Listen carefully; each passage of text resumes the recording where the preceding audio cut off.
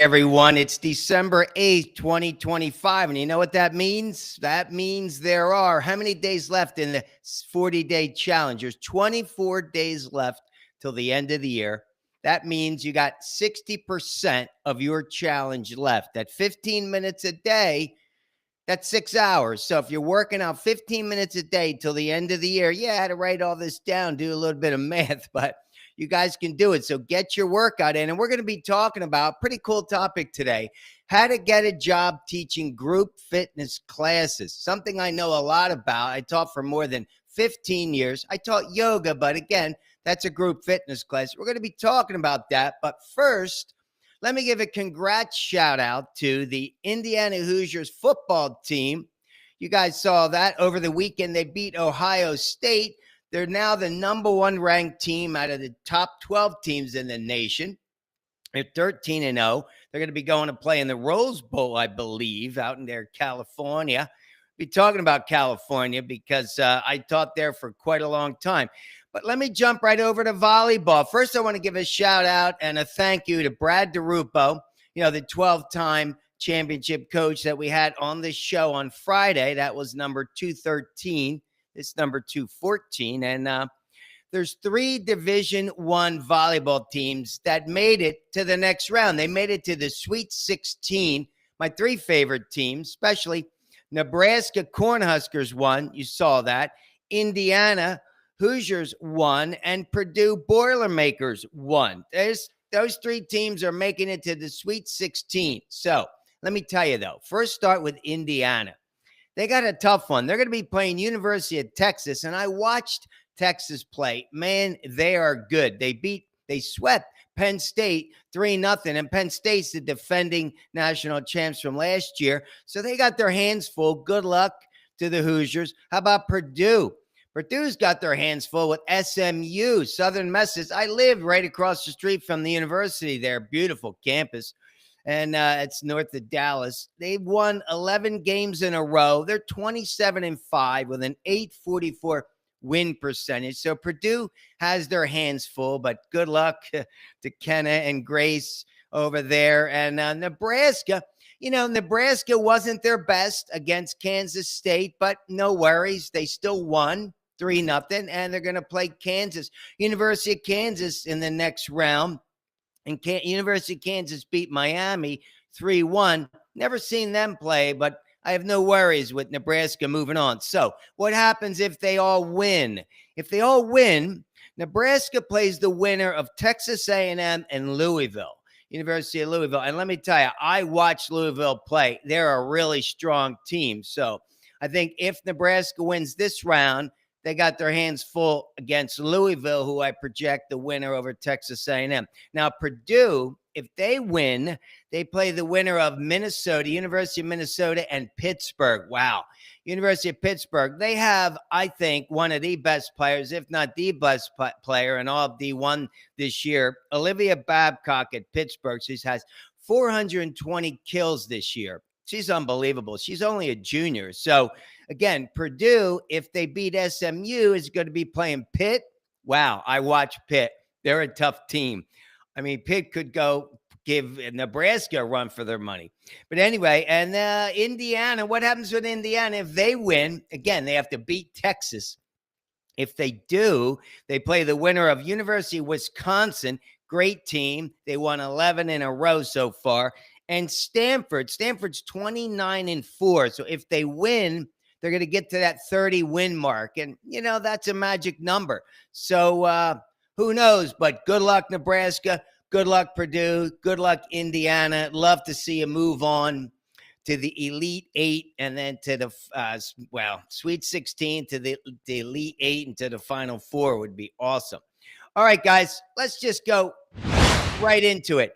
How to get a job teaching group fitness classes. So for all you young folks out there, or maybe not so young, but let me tell you how this started. I got a phone call from a relative about maybe 6 weeks ago, and she said she's going through the online training to become a group fitness teacher. And she's like, you have experience with teaching in all these different cities. I said, well, yeah, I do. She goes, so how do I go about getting a job? I said, well, let me tell you. So I'm going to tell you, everyone out there, and I want to give a shout out to all my new subscribers on YouTube. Hey, thanks for subscribing. And let's jump right into this because you guys know I taught yoga for more than 15 years. Got certified in 2006 at New York Yoga, New York City. Since that time, I've taught more than 3,000 classes in at least 12 cities. Let me tell you where I taught, and I had to get jobs in all these cities. So yoga is a group fitness class. Yeah, you could teach it in studios, but when you're a yoga teacher, as everybody knows, you get certified. Now, I got certified at a studio, and I was lucky. There were 12 of us in the class, but they were only hiring 2. I was one of 2 that got hired.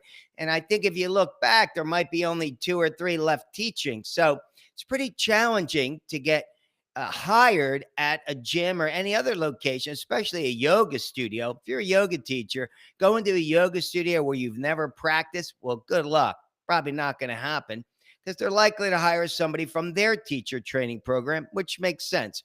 But check this out. This is where I've taught yoga in these cities. New York City, of course, that's where I started. I went in downtown Los Angeles. I was in Burbank, Hollywood, San Francisco, and San Diego. So I had 6 locations in California where I taught, got hired to teach. I've taught in Seattle, Chicago, Plano, Texas, Austin, Texas, Honolulu, Hawaii, and I tried to work in Las Vegas, but I went to more than 50 casinos and no luck there. Only the Wynn, and there were only 2 locations. Can you believe it? At all the casinos, the Hard Rock, nobody taught yoga. But anyway, let's jump right into this. So I've basically taught in all those cities, and I've taught in more than 15 locations. I've taught at rooftops. I taught at 2 different rooftops. I taught at corporations. I taught in a kitchen once.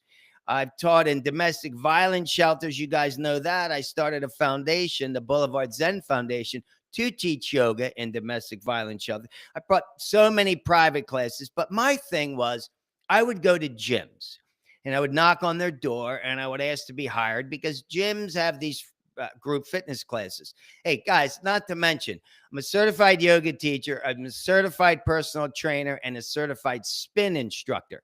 Taught a little bit of spin, but yeah, I didn't really like that in conjunction with my yoga. So I sticked with yoga. I've taught anyone from the ages of 3 to 93. So I've taught them all, thousands of classes. I don't know how many students, maybe over 10,000 students, but here you go. This is how, love that. This is how you get a job teaching a group fitness class at any location. All right. First of all, you have to get certified. Let's start with that. Where do you get certified? Nowadays, you get certified online. Here's a bunch of them. You can go to ACE Fitness, NASM, National Association of Sport. You can check these out online. NASM, American Sports and Fitness, ISSA, NETA, NETA, NESTA, NESTA. That's her. I got certified for PT. ACSM. So there's a bunch of them. You can check it out, do the research, find yourself one that you like. If you're a person that's into fitness, first you got to get certified. Second, you want to get CPR certified. You could do that online. You definitely want to do that before you walk into any place to get a job. All right. Next thing you do is you put a resume together. All right. When it comes to resumes, let me tell you, here's what I would do. Again, I recommend this. This is what I did. You have to put a picture of you doing something fitness oriented in a very positive energy mode. Like you got to be smiling, got to be happy, you got to be upbeat. I put 2 pictures. I put one of me teaching yoga and another of me just smiling in like a, kind of a fitnessy pose showing the body. All right. Then you want to list your certifications, whatever it is, list them.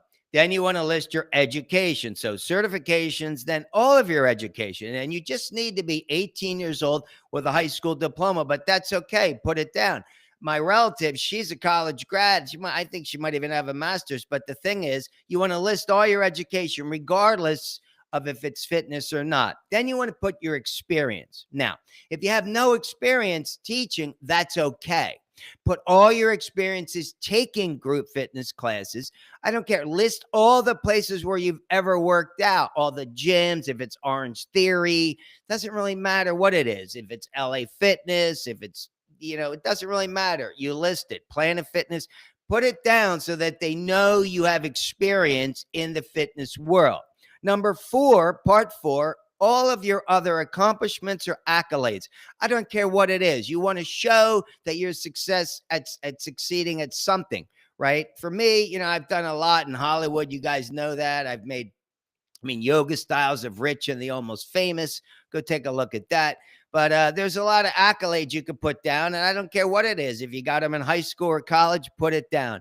And finally, you need to, if you don't have a website, it'd be good to have a website, but it's okay if you don't. Make sure your email and your telephone number is on that resume. And again, make sure there's a photo or two. Got to be smiling, positive, wearing fitness clothes. So go get your best Lululemon clothes or aloe, whatever you guys are wearing out there. Put the resume together and make sure you put that CPR on there. That's important, guys. Get that. All right. Number 3, this is most important. You need to go door to door. You got to knock on doors. I know nowadays, you kids, everything's online. Sure, you could search online, Craigslist or Facebook or LinkedIn or wherever it is you think you're going to find a job. But in my experience, you got to show up. You got to kick the bricks. You got to go there. Now, what I did is I took a 20-mile radius of everywhere I lived and I drew a circle.